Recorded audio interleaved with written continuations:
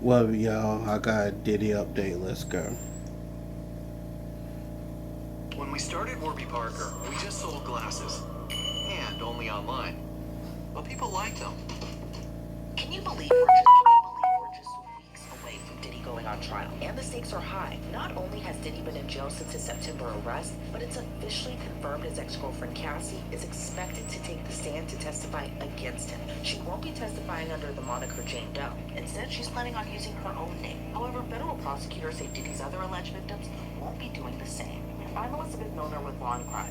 Our analysts have suspected for a while that Cassie Ventura is indeed victim number one. Now, the allegations laid out in Diddy's federal indictment match almost to a T her federal lawsuit against her ex, which was settled a day after filing. But since then, Diddy has faced two more superseding indictments, and now more victims have been added. But federal prosecutors say testifying under their real names would cause them significant embarrassment, anxiety, and social stigma. Cassie's now settled lawsuit arguably opened the floodgates to where we are today, and her suit laid out a roadmap where prosecutors could take the case from there. For weeks, known only then as victim one, we thought Cassie would be the only victim. Then came victim 2, 3, and 4. It's unclear who they are. Diddy's defense team has long argued some of them are former girlfriends of Diddy's. Because remember, they claim everything was consensual. According to Diddy's indictment, victim 1, 2, and 3 were named under count 1. Count 1 being the racketeering conspiracy. Prosecutors allege as part of the pattern of racketeering activity, the defendant, that being Diddy, sex trafficked all three through force, fraud, and coercion. Prosecutors say in their motion, Diddy allegedly coerced all three to participate in orchestrated sexual encounters, aka freak-offs, that lasted hours and sometimes days. Now, a lot of stuff has been redacted, but here's what hasn't been bolded in black. When it comes to victim 2, prosecutors say she explained that testifying at trial will already be extremely traumatic, and the trauma would only be magnified if her identity is revealed, and that's why she asked to testify under a pseudonym. Victim 3 explained the same. She wants to protect her privacy and the privacy of her family, prevent harassment, and minimize humiliation. And the same reasoning was echoed for victim 4. The government in their motion wrote, quote, "The practice of allowing alleged victims of sexual abuse to testify under a pseudonym has been widely permitted because requiring alleged victims to publicly provide their names could chill their willingness to testify for fear of having their personal histories publicized and may cause further harassment or embarrassment." They went on to say, quote, "In light of the explicit nature of the conduct that the witnesses will be testifying about, victims have legitimate fears of harassment by the media and loss of employment potentially resulting from trial publicity. Equally, because of the explicit nature of the offense conduct, which may require victims to testify about degrading and humiliating treatment by the defendant, revealing victims' identities could chill willingness of other alleged victims of sex crimes to come forward." I mean, look, it's not a surprise these victims want to testify anonymously, and we've seen it in other high-profile trials, similar-ish to what Diddy's trial could look like, i.e. R. Kelly, who had a lot of victims, but during trial, they were known as victim 1, 2, 3, 4, and so on. They only revealed themselves after the trial, docuseries Surviving R. Kelly. But back to Diddy's case. A lot has changed since he was first indicted, like the fact he's facing more charges and has more alleged victims beyond Cassie. His defense, though, is ready for a big fight. They hope the judge won't allow his prior bad acts, meaning the many civil lawsuits he still faces, arguing that evidence is coming too late. The defense wrote in a response, yet now on the eve of trial and after two superseding indictments, the government has surfaced a new plan to taint his trial with evidence about purported heinous acts. They are entirely new, untested, uncorroborated, and uninvestigated allegations. All but one of the alleged incidents happened over 20 years ago, with the oldest dating to the 1980s. But prosecutors argue the jury is entitled to hear from additional witnesses when Diddy's defense team argued everything alleged in his indictment is just a part of his private sex life defined by consent, not coercion.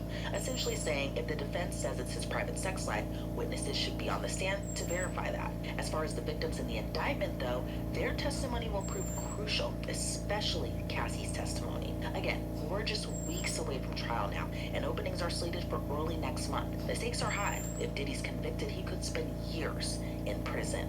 I want to thank Upside for sponsoring today's Law and Crime YouTube Takeover. Upside is a free app that gets you real cash back on gas, groceries, and you can even use it at restaurants. It's super easy to use.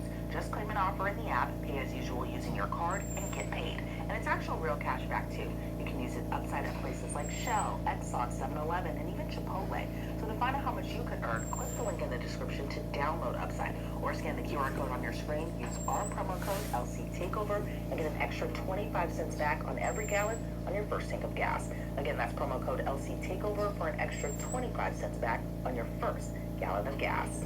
I'm joined now by attorney, former federal prosecutor, and president and co-founder of West Coast Trial Lawyers. That's Mr. Nima Rahmani.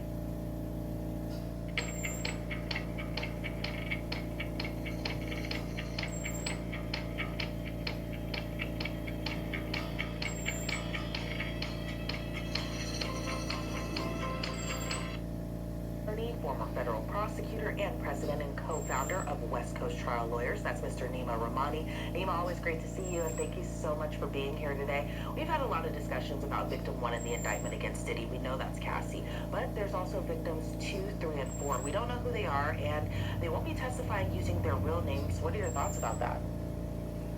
Well, Cassie is obviously the star witness in the case, and she's the one who broke this whole investigation open when she filed her own civil lawsuit in November 2023.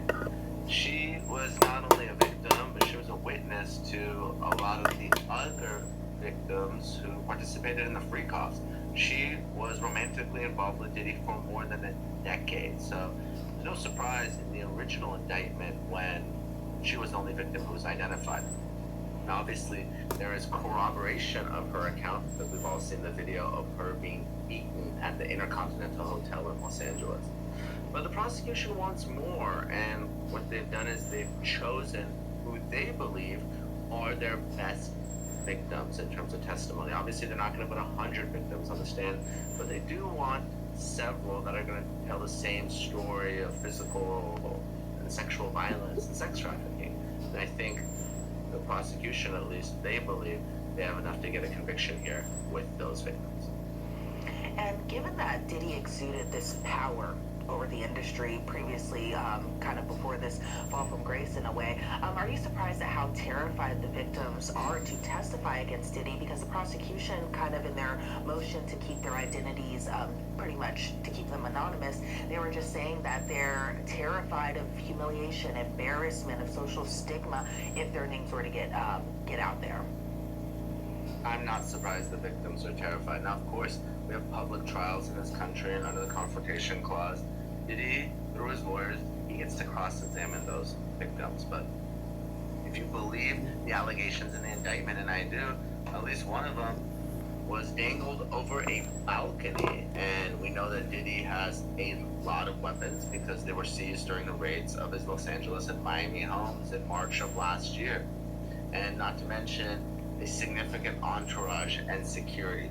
So the fact that you have victims who have been victimized, they're victims of sex trafficking, and now they have to be re-victimized again and tell their story in a very public way, the whole world watching, even though it's a federal court, it's not being live streamed, everyone's going to be writing about it. So that re-victimizes them again, and I'm sure that they're terrified of doing so against Diddy. Probably the only saving grace is that he's not a free man and he's in custody pending trial.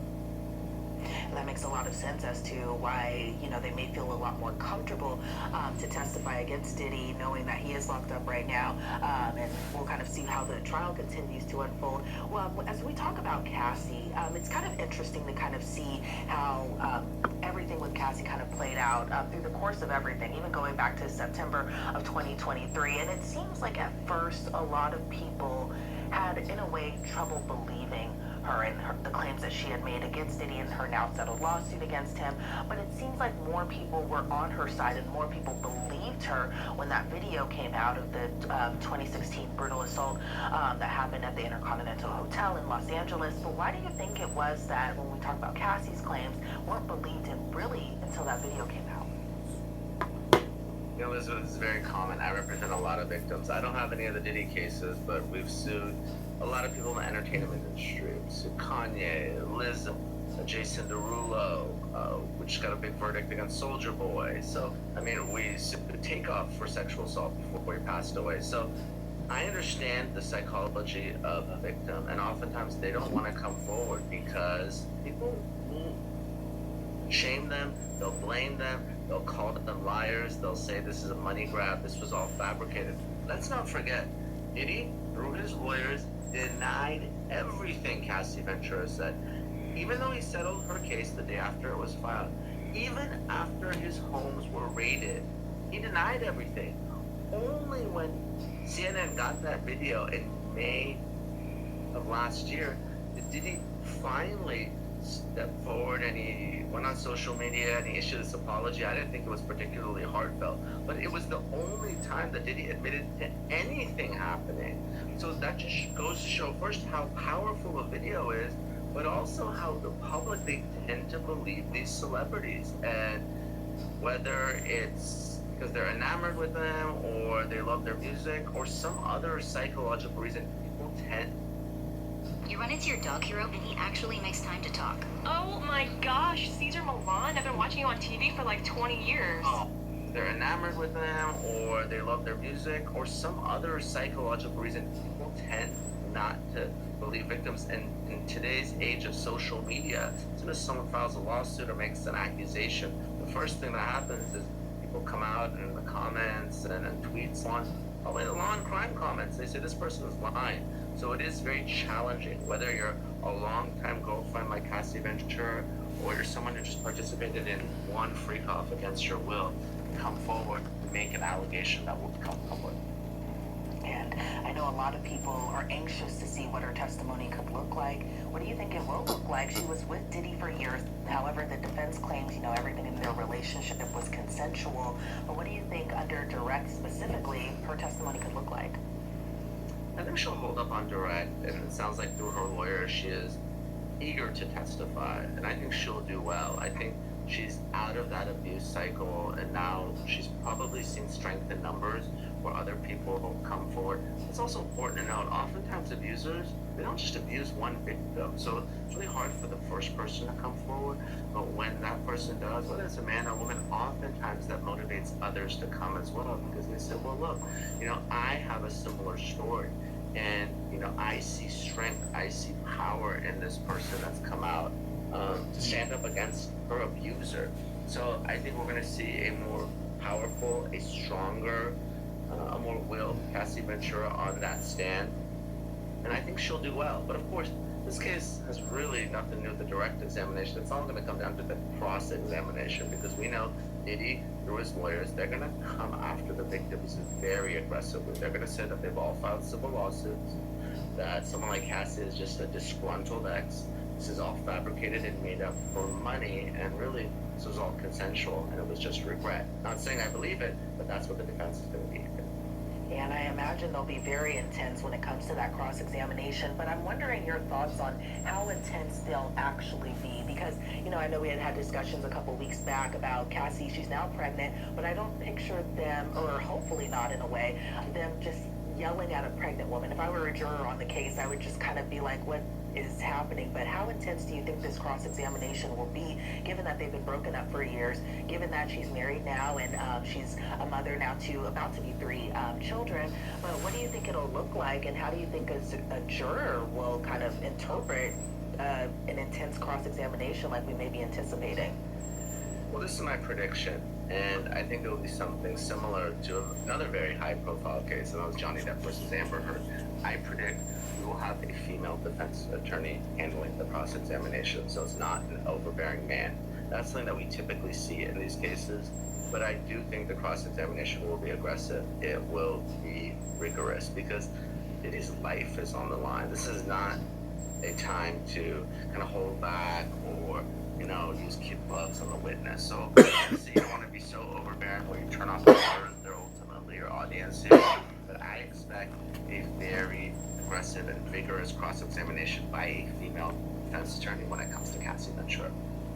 It'll be interesting to see whether it'll be Alexandra Shapiro or Teddy Garrigo. So I know when she does take the stand, that'll be interesting to see how that plays out. And I want to ask you about the indictment, specifically the second superseding indictment. Are you surprised prosecutors filed it just so close to trial? We're seeing more charges now. There's more victims now since the indictment, the first indictment back in September. But why do you think they filed it so late?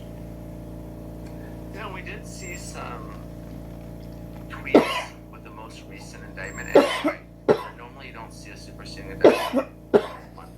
Now, typically, judges don't like it, but it's really up to the defense to ask for a they need more time. The defense in this case is not asking for a continuance, in large part because Diddy's in custody and wants to push this case forward as quickly as possible. I think what you saw happen, some of it were technical changes. And I actually spoke to your colleague Jesse Weber when that indictment came out last week. But one of the changes we see is instead of having one count of sex trafficking and one count of prostitution, Mann Act violations, you see it broken out a little bit that way. If in the possible but not likely event that the jurors find that victims 1, 2, and 3 weren't all sex trafficked, they can maybe, return a guilty verdict on one count with respect to one victim and then not guilty on another. So we do see that separation. It does appear that the time length was lengthened. We're talking about a greater period of time of allegations here. Maybe He has affected my confidence. My wife, Sherry, says it doesn't matter, but it matters to me. Was lengthened. We're talking about a greater period of time of allegations here, but there may be a gap as well where they don't have victims who were trafficked during that time. So I think they also split up some of the allegations to account for the time as well. But I don't think there's a whole lot of substantive changes to the newest indictment, and the prosecution actually sent a letter to the judge and the defense saying, even though there are additional charges, all this evidence has been produced in discovery already, so there's nothing new here, and therefore there's no good basis for continuance if the defense were to ask for one. Yeah, and that just means that it's just a couple more weeks away, and if there's no delays, we're going to be heading, or not we, but Diddy will be heading to trial very, very soon. How tough do you think the jury selection process will be? And if you were a prosecutor on this case, what type of jurors are you going to be particularly looking for? It's going to be tough because everyone in the entire world knows about this case and probably has seen that video of Cassie being beaten. If you're the prosecution and, as someone who lives and practices in LA and has represented, really sued a lot of celebrities, you want to make sure that there are no flaws in that jury. Jurors tend to love celebrities, at least here in my hometown of Los Angeles. And I imagine that it's somewhat similar there in New York, maybe not as much, but it's an issue. And if you have fans on the jury, they have a tough time convicting celebrities, and that's just the reality. And let's not forget, Diddy has been charged once before in New York, very different case, a gun case, a state case, but he was acquitted in that case. So you gotta be very careful during jury selection if you're the prosecution. And what about the defense? What do you think they'll be looking for? The defense is going to look for folks who would potentially buy the argument of consensual sex, because let's not forget, if you're an adult, there's been no allegations in the criminal case of sex trafficking of minors. So adults can consent to any sex they want, no matter how freaky it is. So I think that's going to be the defense here. Someone that, might be prone or at least willing to sort of, buy that argument. Someone that, and obviously you're not going to ask personal sexual questions of the prospective jurors, but you can get a sense of, well, this is a juror that might say, even if it's some sort of group sex activity or orgy or being filmed or whatever the case may be, that juror might believe that this particular witness or victim might have consented to it. That's the exact type of juror you want if you're the defense here. And those jurors will be lining up. I believe that they're going to be taking pretty much hundreds each day. So, again, we'll just have to wait and see how this all continues to play out. Nima Rahmani, always love having you on. Always appreciate it. Love your insight. Before we sign you off, though, looking back to September of 2023 when Cassie first filed her lawsuit to now, we're in April of 2025. Are you surprised that we even got to this point? It still kind of boggles my mind sometimes. I am surprised, and this is what I believe. I truly believe that had Sean Diddy Combs paid Cassie Ventura what she demanded, and it was reportedly $20 to $30 million, we would not be here today. Let's not forget, Cassie was up against the statute of limitations. New York State had opened it, and I believe that window was closing in November 2023. So they were negotiating behind the scenes.